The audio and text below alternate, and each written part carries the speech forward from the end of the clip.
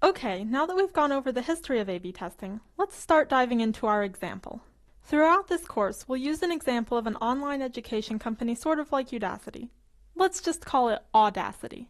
Audacity is focused specifically on finance courses, and they're trying to test features that increase student engagement. First, let's talk about what a typical user flow through the Audacity site might look like.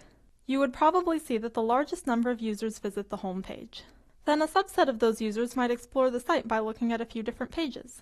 An even smaller group might create an account, and a final group might reach some sort of completion. Maybe they make a purchase, complete a class, finish a series of classes, or share the site on their blog, for example.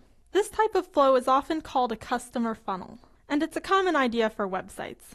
The idea is that you have the largest number of events at the top of your funnel, and as you go down, it becomes rarer and rarer that someone would reach that level. The idea is that users are trickling down the funnel, but that's kind of a simplistic idea. Customers don't actually enter, create an account, and then complete a class in a consistent manner. There's a lot of back and forth swirl between the different states, and repeat visitors who skip over intermediate steps. We'll be discussing the funnel and swirl more, and how it ties to metric choice in Lesson 3. For the rest of Lesson 1, we're going to go over a simple experiment from start to finish, so that you can see all the steps that are necessary for running an experiment end to end. In future lessons, we'll be going through several of the steps in more detail. We'll consider an experimental change to Audacity's homepage. Specifically, we'll consider a change to the Start Now button.